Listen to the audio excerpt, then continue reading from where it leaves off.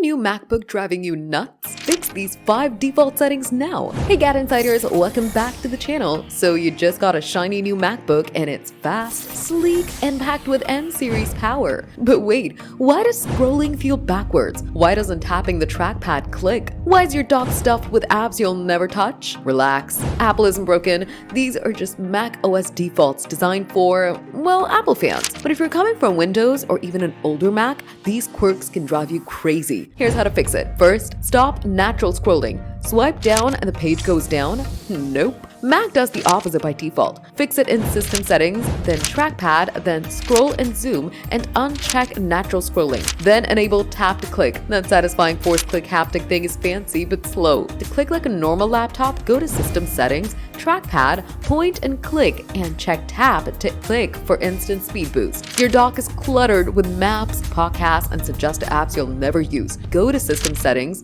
Desktop, and Dock. Remove the extras, switch Genie Effect to the faster scale effect, and pin only what matters. Finder hides file paths, extensions, and folder info. Make it actually useful by opening Finder, then View, then Show Path Bar and Status Bar, then Finder, Settings, Advanced, Show all file name extensions.